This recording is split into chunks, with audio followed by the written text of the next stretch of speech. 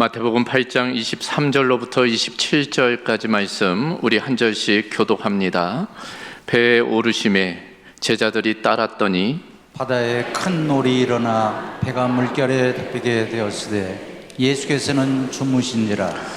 그 제자들이 나와 깨우며 이르되 주여 구원하소서, 우리가 죽겠나이다. 예수께서 이르시되 어찌하여 무서워하느냐, 믿음이 작은 자들아 하시고 곧 일어나사 바람과 바다를 꾸짖으시니 아주 잔잔하게. 함께 있습니다. 그 사람들이 놀랍게 여겨 이르되 이가 어떠한 사람이기에 바람과 바다도 순종하는가 하더라. 아멘.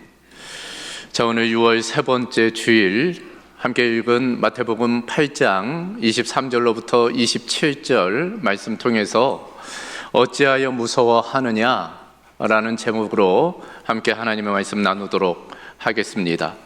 자, 오늘 말씀은 비교적 우리에게는 익숙한 말씀이지요. 풍랑을 잔잔케 하시는 예수님에 관한 말씀입니다.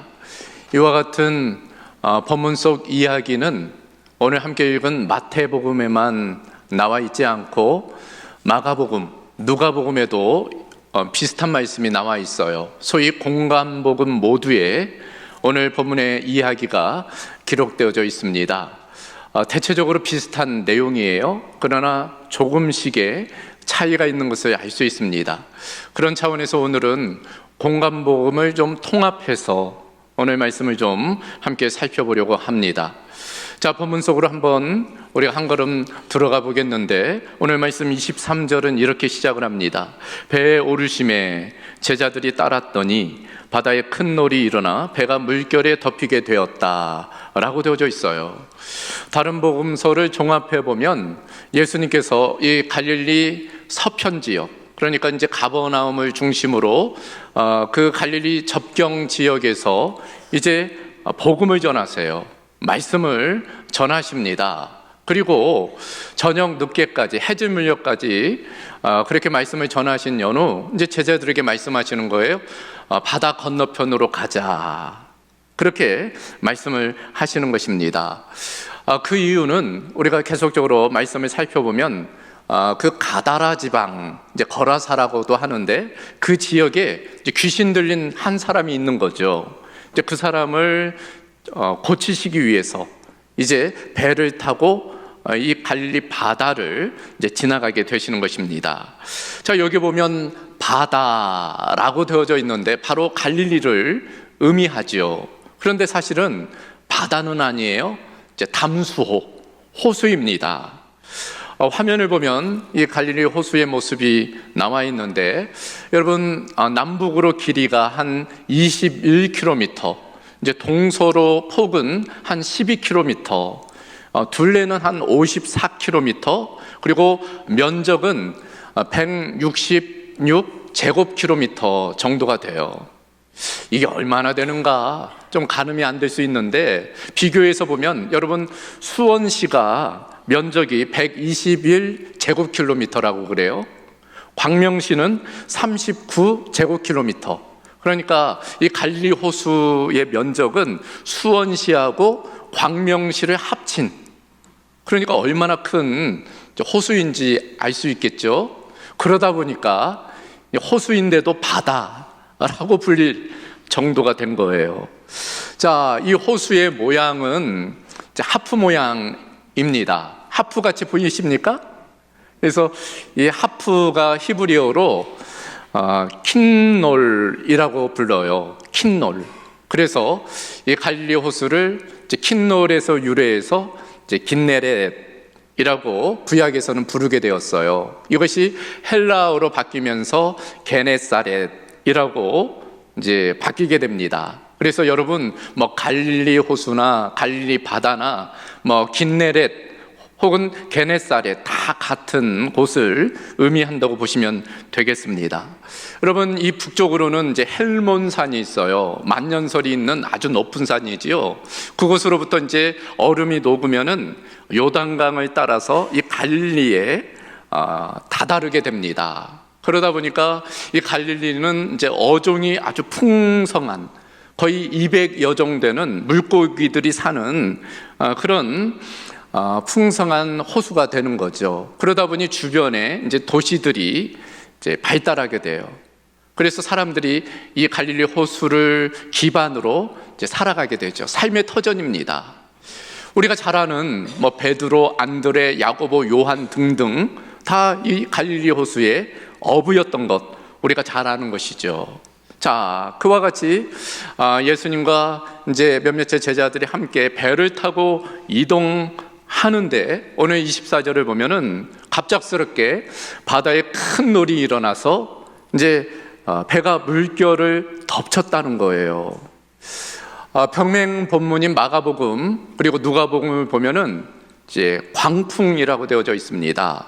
마가복음 4장 37절 보면 큰 광풍이 일어나며, 누가복음 8장 23절에는 마침 광풍이 호수로 내리치매 라고 되어져 있어요. 왜 이런 현상이 일어나는가? 지형을 한번 보면은, 여러분, 이 갈릴리 호수는 그 지표면 보다 마이너스 200m 정도가 돼요. 그러니까 아주 낮은 지역입니다. 반면 주변에는 이제 높은 산들이 있는 거예요. 그러니까 고차가 심하죠. 그러다 보니까 그 산으로부터 바람이 세차게 불어올 때가 있어요. 그래서 종종 멀쩡하다가 갑자기 이런 광풍이 불어가지고 이제 놀이 일어나는 큰 파도들이 치는 이제 현상들이 있게 되었다는 것입니다. 그래서 아마도 예수님이 탄 배도 화면에 있는 것처럼 렘브란트가 그린 명화인데 저와 같이 큰 지금 위기에 처해 있게 된 것입니다. 자, 그런데 이때 예수님 무엇하고 계셨을까요? 오늘 본문 24절을 보니까 예수님께서 주무셨다라고 되어져 있어요. 여기 주무셨다는 것은 그냥 뭐 꾸벅꾸벅 조는 정도가 아니에요. 보니까 꾸벅꾸벅 이렇게 조시는 분도 계시는데 그렇게 조는 정도가 아니라 아예 숙면을 취하셨다는 이제 그런 의미입니다. 그도 그럴 것이 마가복음 4장 38절 보니까 예수께서 고물에서 베개를 베고 주무셨다. 아예 베개를 베고 이제 곤히 주무셨다. 아니, 이렇게 풍랑이 있는데 어떻게 예수님이 이렇게 주무실 수 있을까? 그만큼 피곤했으리라. 예수님이 사역이 많으셨잖아요. 조금 전까지 이제 말씀 사역하고 나서 그러다 보니 너무 피곤하신 거예요. 그러니까 이렇게 뜸에 가도 모를 정도로. 그런데 그렇다고 해도 이렇게 풍랑 가운데서 어떻게 그렇게 주무실 수 있을까? 마음의 평강이죠. 마음이 평강하셨기 때문에 그런 풍랑 가운데에서도 예수님은 주무실 수 있었던 거예요. 반면 계속 진행되는 내용을 보면은 제자들은 전혀 다른 모습이에요. 제자들은 어떻게 하고 있습니까? 무서워서 예수님을 깨우는 거예요. 흔들어 깨우는 겁니다. 하면서 주여 구원하소서, 우리가 죽겠나이다. 그러면서 예수님을 흔들어 깨우는, 누가복음에 보면 주여 주여 우리가 죽겠나이다, 영거퍼 주님을 두 번 부르는, 그만큼 긴급했다는 것을 보여주고 있어요. 자, 비로소 예수님 일어나시죠. 그리고 제자들에게 이제 이렇게 말씀하세요. 오늘 본문에 따르면은 어찌하여 무서워하느냐, 믿음이 작은 자들아. 반면 마가복음에 따르면 어찌하여 이렇게 무서워하느냐, 너희가 어찌 믿음이 없느냐. 반면 누가복음에 보면 너희 믿음이 어디 있느냐. 그러니까 각 복음서마다 조금씩의 이제 차이가 있는 거예요. 아무튼 예수님께서 그렇게 말씀하신 연후 이제 바다와 바람을 향해서 말씀하십니다. 어미 꾸짖으세요. 그랬더니 이 바다와 바람이 잔잔하게 되었다, 풍랑이 잔잔하게 되었다라고 이제 말씀하고 있는 거죠. 자, 그리고 나서 이와 같이 바다와 바람이 잔잔케 되니 이제 제자들이 그걸 보고 이제 놀랍게 여겼다는 거예요. 그러면서 이렇게 이야기하는 것입니다. 이가 어떠한 사람이기에 바람과 바다도 순종하는가. 예수님에 대해서 새롭게 이제 발견하게 되었다, 이제 그런 의미예요. 예수님에 대한 경외가 일어났음을 말씀해 주고 있는 것입니다. 자, 이것이 오늘 우리가 함께 살펴볼 본문의 내용의 전반적인 모습입니다. 자, 오늘 이 말씀은 지금 우리에게 무엇을 말씀하고 싶으신 건가? 우리는 이 말씀을 통해서 무엇을 발견해야 될까? 이제 몇 가지로 한번 함께 나누려고 합니다. 그 첫 번째, 인생 가운데는 광풍이 있다는 것입니다. 우리 인생 가운데 때때로 예기치 못한 광풍이 찾아온다는 거예요. 여러분, 광풍 한자로 보니까 미칠 광자의 바람풍이 미친 바람, 미친 바람이 몰아칠 때가 있다는 거예요. 헬라어는 라일랍스라는 단어입니다. 폭풍우, 회오리 이런 것들을 의미하는데 아주 사납고 격렬한 비를 동반한 바람을 의미해요. 아주 매서운 폭풍우를 의미합니다. 바로 그런 폭풍우가, 광풍이 예수님이 탄 배에 몰아쳤다는 거예요. 이때 예수님의 제자들 누구일까요? 그 제자들의 면면을 보면 앞서 이야기 나눴지만 베드로, 안드레, 야고보, 요한 등 이 갈릴리에서 태어나 자란 어부들입니다. 그러니까 이들은 살면서 많은 광풍을 만났을 거예요. 웬만한 광풍들은 다 이겨냈습니다. 근데 이번만은 도무지 견딜 수 없는 광풍이었던 것 같아요. 그래서 본문에 따르면 이들이 무서워 떨었던 것을 보게 됩니다. 웬만해야지 버티고 견디지, 이건 도무지 본인들의 힘으로는 감당할 수 없는 광풍이었다는 것입니다. 우리도 그런 광풍을 만날 때가 있잖아요.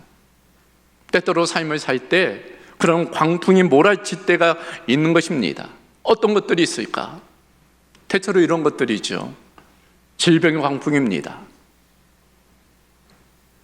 건강검진을 받았는데 갑작스럽게 암이라는 진단을 받는 거예요.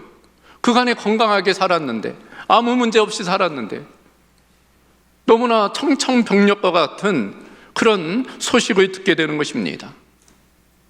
멀쩡하게 누워서 잠들었는데 아침에 깨보니 편마비가 온 거예요. 뇌경색이 온 거죠. 갑자기 쓰러진 겁니다. 심근경색이 온 거예요. 때때로 찾아오는 광풍입니다. 혹은 경제적인 광풍이 몰아칠 때가 있어요. 잘 나가던 사업이 어느 날 부도가 난 거예요. 파산하게 된 겁니다. 그래서 길거리에 나앉는 상황에 처해지게 되는 거죠.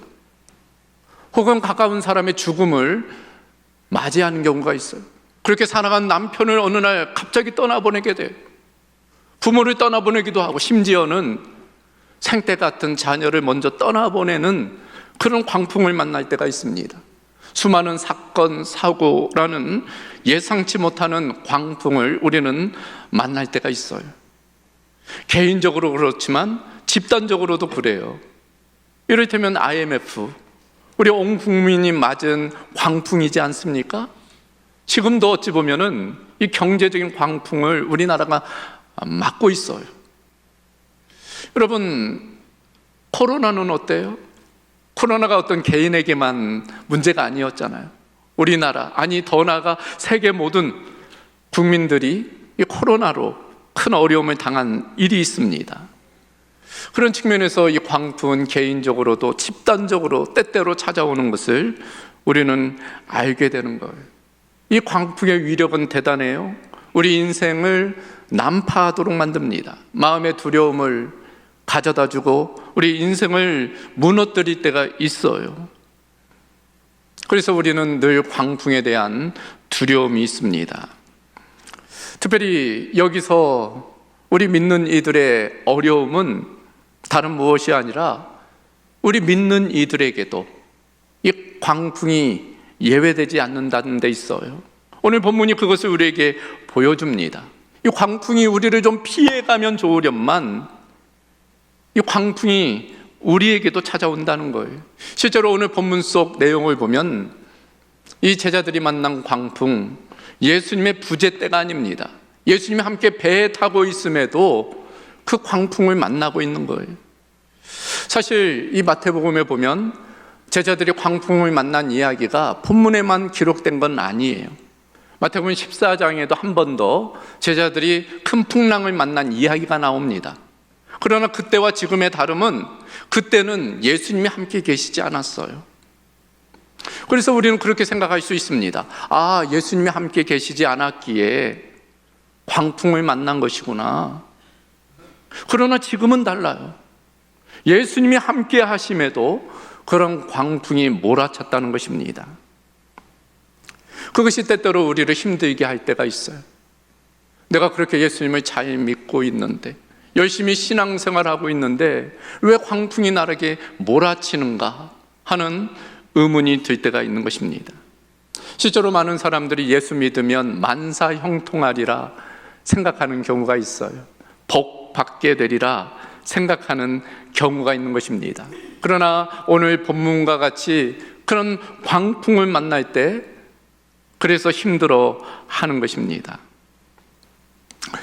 분명한 것은 오늘 말씀을 통해 우리에게 광풍이 있을 수 있음을 이야기해 주고 있는 거예요. 예수 잘 믿어도 폭풍우가 몰려올 수 있고, 예수 잘 믿어도 질병이 찾아올 수 있고, 예수 잘 믿어도 사업에 실패할 수 있고, 예수 잘 믿어도 자녀의 문제가 생길 수 있다는 것, 그것을 우리에게 말씀해 주는 것입니다. 심지어 오히려 예수를 잘 믿으다 보니 핍박과 박해가, 광풍이 몰아칠 때도 있음을 우리에게 말씀해 주는 것입니다. 이것을 어떻게 설명해야 될까? 참 쉽지 않은 일이에요. 왜 그런 일이 일어날까? 우리가 의문이 드는 경우가 많이 있는 것입니다. 분명한 것은 그 광풍은 우리를 절망으로 빠뜨리기 위함이 아니라 오히려 우리의 믿음을 세우기 위한 하나님의 섭리와 계획이 있다는 것, 그것이 분명하다는 사실입니다. 당장은 그것을 다 이해할 수 없지만 하나님은 선하시기, 하나님께서 하시는 일도 선하심으로 당장의 그 광풍이 힘들고 어렵지만 분명 그걸 통해서 우리에게 교훈하는 바가 있고, 결국에는 그걸 통해서 우리의 믿음이 성장한다는 사실입니다. 그래요, 여러분, 나이테를 아시잖아요. 나무를 잘라보면 이 나이테가 보입니다. 이 나이테가 생기는 것은 편안할 때가 아니에요. 혹독한 겨울을 지날 때 이 검은 선 나이테가 생겨요. 편안할 때는 그저 흰 면으로 존재하던 것이 혹독한 그 시간을 지나가면서 나이테라는 것이 생겨요. 우리의 신앙도 마찬가지입니다. 우리 신앙은 그저 진공 상태에 만들어지지 않아요. 수많은 도전과 유혹과 공격, 이런 것들을 견디고 인내하면서 우리의 믿음은 자라가게 되는 거예요. 그런 측면에서 때때로 우리가 다 이해할 수 없지만, 그러나 그 광풍이 있다는 것, 우리는 그것을 인정하고 그것을 받아들여야 되는 것입니다. 저와 여러분 가운데 그런 하나님의 섭리를, 그 하나님의 선하심을 인정하고 그 하나님의 이끄심에 또 온전히 순종하는 은혜가 있기를 주님의 이름으로 소망합니다. 두 번째로 생각해 볼 것은 인생 가운데 광풍만 있는 것이 아니라 주님이 함께 계신다는 거예요. 주님도 있다는 것입니다. 여러분, 앞선 질문, 왜 예수 믿는데 광풍이 찾아오는가? 그 질문을 역으로 생각해 보면 광풍이 있는데 주님이 함께 하신다는 우리의 관점에 전환이 가능하다는 것입니다. 여러분, 한번 생각해 보세요. 광풍 가운데 나만 홀로 있다면 우리가 그것을 어떻게 이겨낼 수 있겠습니까? 어떻게 그것을 극복할 수 있겠어요?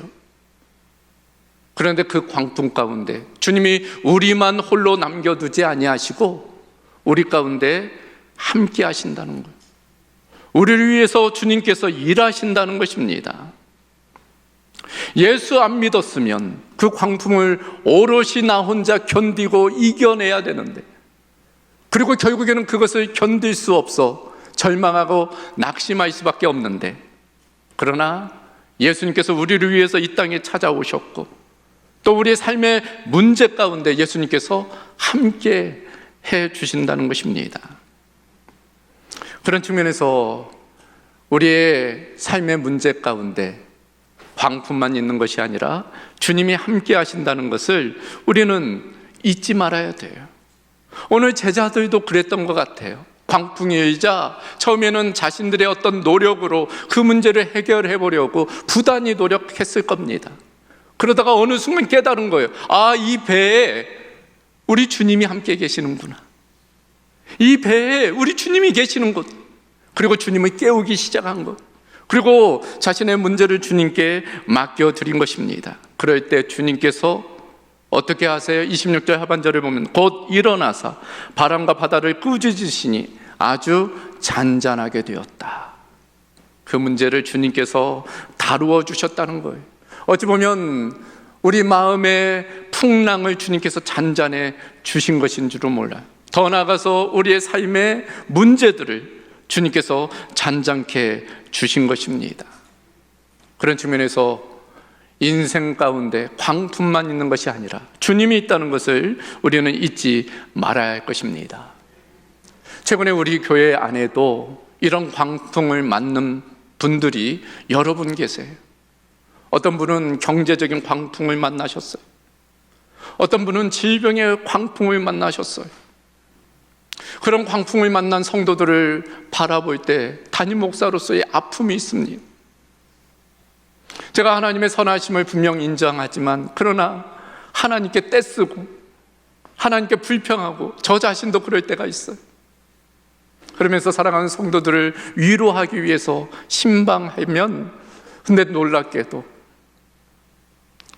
그 성도들을 통해서 오히려 제가 힘을 얻고 격려받는 경우들을 경험하게 됩니다. 위로하러 찾아갔다가 오히려 그런 광풍 가운데서도 마음의 평강을 누리는 그 성도들을 볼 때 그 마음 깊은 곳에 주님이 함께 하시는 그 성도들을 볼 때 오히려 제가 힘을 얻고 돌아오는 경우가 많이 있는 것입니다. 그분들은 아는 거예요. 광풍만 있는 것이 아니고 주님이 함께 계신다는 것. 그래서 그 풍랑 가운데서도 흔들리지 아니하고 그 주님으로 인하여 삶을 얻는 것을 깨닫게 되는 것입니다. 그런 측면에서 우리 모두도 어떤 광풍이 몰아쳐도 그 광풍 가운데 주님이 함께 하신다는 것을 믿고 흔들리지 말아야 될 줄로 믿습니다. 그런 은혜가 저와 여러분 가운데 있기를 주님의 이름으로 소망합니다. 한 가지 더 생각해 볼 것은 인생 가운데 믿음이 중요하다는 거예요. 여기서 말하고 있는 믿음은 예수님의 존재에 대한 믿음을 넘어서는 그 능력에 대한 믿음이라고 할 수 있어요. 앞서 살펴보았지만 오늘 제자들 그 광풍의 상황 가운데 자신들의 능력으로 할 수 없다는 것을 깨닫고 예수님을 깨웁니다. 이건 참 잘한 일이죠. 그 상황 가운데 예수님께 소망을 두고 예수님을 흔들어 깨웠다는 것은 참 잘한 일입니다. 그런데 놀랍게도 이후에 예수님의 이 제자들에 대한 반응을 보면 이들 가운데 무언가 문제가 있음을 알 수 있습니다. 예수님 어떻게 하십니까? 이들이 깨우자 예수님 그 풍랑을 잔잔케 하신 연후 이 제자들에게 이렇게 이야기합니다. 오늘 말씀에 따르면 어찌하여 무서워하느냐? 믿음이 작은 자들아. 마가복음에서는 어찌하여 이렇게 무서워하느냐? 너희가 어찌 믿음이 없느냐? 믿음이 작을 뿐 아니라 이제는 믿음이 없다고 말씀하세요. 누가복음에서는 너희 믿음이 어디 있느냐? 도무지 믿음을 볼 수 없구나. 지금 예수님 말씀하고 있는 것입니다. 이와 같은 말씀은 마치 난리통에 정말 중요한 것을 잃어버린 어떤 사람에 대한 책망과 같아요. 왜 그것을 잃어버렸느냐? 라고 예수님이 되물어 보시는 것입니다. 실제로 27절을 보면 그 사람들이 놀랍게 여겨 이르되 이가 어떠한 사람이기에 바람과 바다도 순종하는가 하더라 라는 이 말씀을 통해서 우리는 이들이 예수님을 깨우기는 했지만 예수님께 도움을 청하기는 했지만 실제 예수님께서 그 바다를 잔잔케 하실 수 있다고는 믿지 않은 것을 알 수 있어요. 그래서 놀랍게 여긴 것입니다. 이 사람이 누구이기에 어찌 이 바다도 바람도 순종하는가? 그렇게 되묻고 있는 거지요. 바로 그런 믿음 없음에 대해서 예수님이 지금 책망하고 있는 거예요. 그래, 이들은 어떤 믿음이었어요? 예수님의 존재에 대한 믿음은 가지고 있었어요. 그러나 그 능력에 대한 믿음은 부족했던 것입니다. 여러분, 혹시 우리도 그렇지 않습니까? 우리가 하나님이 계시다는 것은 믿는다고 하면서도 그 하나님께서 실제 나의 삶의 문제에 대해서는 개입하신다는 것은 믿지 않는, 그저 하나님은 저 멀리 우주 어느 곳인가 계시는 하나님, 그러나 나의 삶의 문제에는 전혀 관여하지 아니하시는 하나님, 혹시 그렇게 하나님을 믿고 있지는 않은지 우리 자신을 한번 돌이켜 봐야 되는 것입니다. 주여 주여 부르짖어 기도하기는 하지만 실제 자신이 기도하는 그 내용에 대해서 주님께서 응답해 주시리라고는 믿지 않는 그런 모습으로 우리가 살아가고 있지 않은지 우리 자신을 돌이켜 봐야 돼요. 그런 측면에서 오늘 말씀은 우리를 믿음으로 초대하고 있는 거예요. 더 깊은 믿음의 자리로 우리를 불러오는 것입니다. 실제로 오늘 본문의 위치를 보면 우리가 그것을 알 수 있어요. 여러분, 이 마태복음, 소위 사자복음, 왕으로 오신 예수님에 관한 내용이죠. 그래서 다른 복음서와 달리 예수님의 탄생부터 왕으로 오신 예수님을 강조하고 있어요. 동방 박사가 그 왕 대신 예수님께 경배하는 내용으로부터 시작을 하잖아요. 그런 내용들이 계속 반복되다가 마태복음 5장에서부터 7장까지는 소위 산상수훈이 기록되어져 있습니다. 왕 대신 그 예수님의 말씀은 어떤 말씀인지를 보여주는 거예요. 그리고 나서 이 마태복음 8장에서부터 9장까지는 왕 대신 그 예수님의 사역이 어떠한지를 보여주는 것입니다. 그러니까 예수님이 누구시고 예수님이 어떤 일을 행하시는 분인지를 보여주는 거예요. 특별히 이 마태복음 8장에서부터 9장까지는 소위 10가지 이적이 나옵니다. 그 이적들이 강조하는 것이 무엇일까요? 바로 믿음의 초대예요. 우리 가운데 믿음의 필요성을 강조하고 있는 것입니다. 이를테면 첫 번째 이적, 나병 환자를 치유하는 이적입니다. 그 나병 환자 한 사람이 예수님께 나와 자신을 고쳐주기를 청원하는 거예요. 주여 원하시면 저를 깨끗하게 하실 수 있나이다.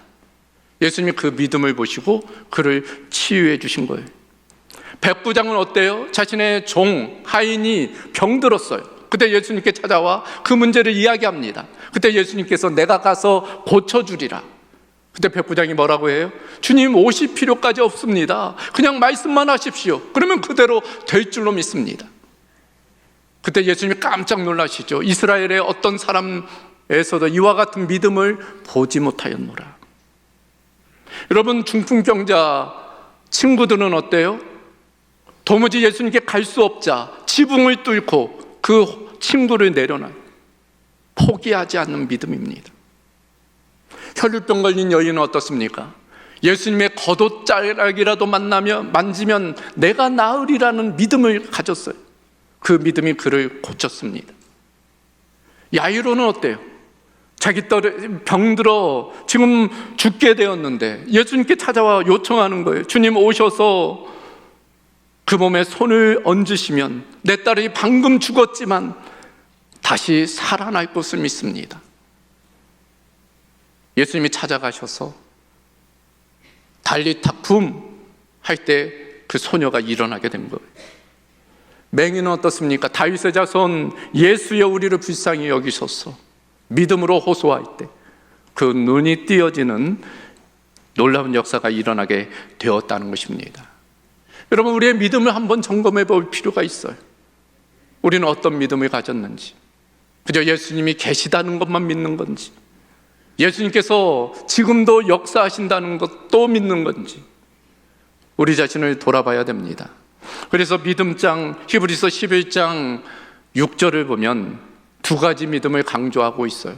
바로 하나님의 존재에 대한 믿음, 하나님의 능력에 대한 믿음입니다. 믿음이 없이는 하나님을 기쁘시게 하지 못하나니 하나님께 나아가는 자는 반드시 그가 계신 것과 하나님의 존재에 대한 믿음이죠. 또한 그가 자기를 찾는 자들에게 상 주시는 이심을 믿어야 할지니라. 하나님의 능력에 대한 믿음입니다. 그런 믿음 가진 자를 하나님께서 기쁘어 받아주신다. 바라기는 우리가 그런 믿음 있어야 될 줄로 믿습니다. 하나님 지금도 살아계시고 지금도 역사하신다는 그런 믿음을 가져야 됩니다. 그렇다면 어떤 광풍 가운데에서도 흔들리지 않을 수 있어요. 여러분, 초등학교 5, 6학년 되면은 수학에서 상수와 변수의 개념을 배워요. 상수와 변수. 상수는 뭐예요? 항상 있는 수, 변하지 않는. 반면 변수는 변하는 수를 의미해요. 여러분, 우리 인생의 문제는 늘 변해요. 변수입니다. 그러나 변하지 않는 것 한 가지가 있어요. 바로 하나님이 우리와 함께 하신다는 것. 하나님이 우리를 도와주신다는 것입니다. 그 하나님은 지금도 우리 가운데 역사하신다는 거예요. 그런 측면에서 우리가 늘 상수 되시는 그 하나님을 바라보는 거예요. 그 하나님을 붙드는 것입니다. 그럴 때 하나님의 그 놀라운 역사를 우리가 경험하게 되는 것입니다. 믿음은 우리의 어떠함의 문제가 아니에요. 그분의 어떠함의 문제예요. 내가 어떠함이 중요한 게 아니고 그분이 어떠하신가, 그것을 믿는 것입니다. 그런 측면에서 우리는 늘 주님에 대한 재발견이 필요해요. 하나님에 대한 각성이 필요합니다. 하나님을 알면 알수록, 주님을 알면 알수록 우리의 믿음의 깊이와 높이와 넓이가 확장되기 때문이 지금 이 마태복음에서는 그걸 우리에게 지금 강조하고 있는 거예요. 너희가 주님이 누구인지를 알면 그분을 믿게 될 것이다 라고 말씀하고 있는 것입니다. 그런 측면에서 우리가 주님을 더 깊이 알아가야 될 줄로 믿습니다. 그분께 우리의 믿음을 두고 나가야 할 거예요. 그래서 이사야 26장 3절에 이렇게 말씀하고 있습니다. 주께서 심지가 견고한 자를 평강하고 평강하도록 지키시리니 이는 그가 주를 신뢰함이니이다. 우리가 주를 신뢰하고 주님께 우리의 믿음의 뿌리를 깊이 내리면 어떤 상황 가운데서도 주님께서 주시는 그 평강을 누릴 수 있게 된다는 것입니다. 믿음의 본질은 두려움의 상황이 없는 것이 아니에요. 그 상황을 이겨내는 것입니다. 그것은 우리의 어떤 의지나 결단이 아닌 주님에 대한 믿음이, 그 믿음이 어떤 상황 가운데에서도 우리를 흔들리지 않게 하는 줄로 믿습니다. 저와 여러분이 그런 믿음, 그 존재에 대한 믿음, 그 능력에 대한 믿음으로 어떤 상황이라도 넉넉히 이겨내는 은혜가 있기를 주님의 이름으로 소망합니다. 자, 오늘 말씀을 정리합니다. 여러분, 인생 가운데는 광풍이 있어요. 그러나 광풍만 있는 것이 아니라 주님도 함께 계십니다. 주님이 광풍 가운데 수고하고 무거운 진 우리를 위해서 찾아오신 거예요. 우리와 함께 하시는 것입니다. 결국 그 주님에 대한 믿음이 있다면 우리는 넉넉히 그 광풍을 헤치고 목적지로 나아가게 되는 줄로 믿습니다. 오늘 본문 속 제자들과 주님의 차이, 바로 믿음의 차이였어요. 그래서 제자들은 믿음 없음으로 무서워 떨었지만 주님은 그 풍랑 가운데서도 곤히 주무실 수 있었던 것입니다. 우리도 그런 주님 마음에 모시고 늘 어떤 상황 가운데서도 평강을 누리는 은혜 있기를 주님의 이름으로 소망합니다.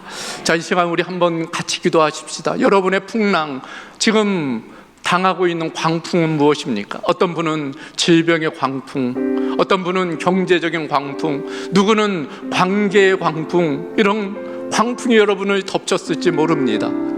아니, 지금은 아니더라도 언젠가 또 그런 광풍이 찾아올지 몰라요. 광풍은 한 번으로만 끝나지 않아요. 우리 인생 가운데 때때로 그런 광풍들이 찾아옵니다. 어떻게 하시겠습니까? 내 노력을 극복할 수 있다면 광풍도 아니지요. 내 힘으로 할 수 없기 때문에 미친 바람, 광풍입니다. 주님의 도우심이 필요해요. 주님의 은혜가 필요합니다. 무엇보다 주님에 대한 믿음이 필요해요. 주님은 우리와 함께 하세요. 내가 너와 함께 하리라. 내가 결코 너희를 떠나지 아니하라. 두려워하지 말라. 놀라지 말라. 나는 너희의 하나님이 되리라. 나의 의로운 오른손으로 너를 붙들리라. 우리에게 약속해 주셨습니다. 그 약속을 믿는 거예요. 우리의 감정을 믿는 것이 아니라, 우리의 느낌을 믿는 것이 아니라, 우리는 하나님의 약속의 말씀을 믿고 나아가는 것입니다. 그럴 때 어떤 광풍이라도 넉넉히 이겨낼 줄로 믿습니다. 여러분의 문제를 놓고 이 시간 기도하십시오.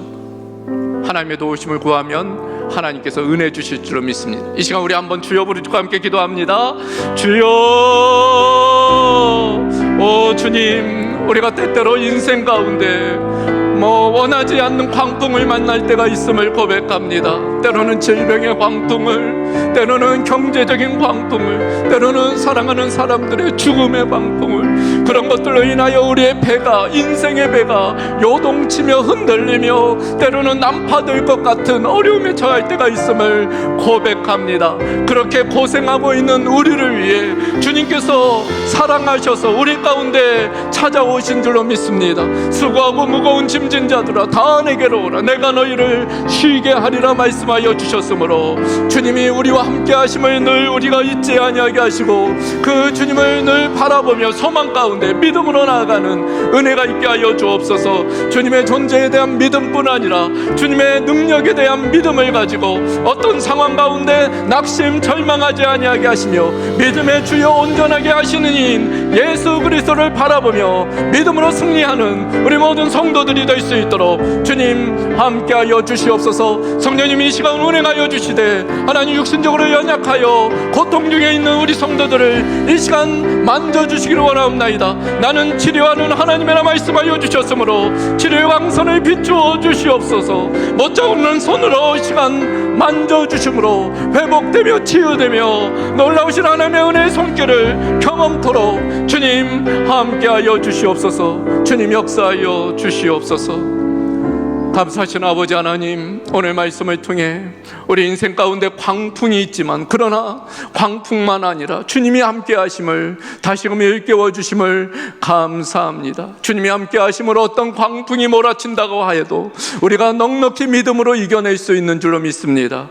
우리의 어떠함이 아니라 주님의 어떠하심이 우리에게 소망이 되므로 늘 주님을 붙들고 믿음으로 나아가는 우리 모든 성도들 될 수 있도록 주님 함께하여 주시옵소서.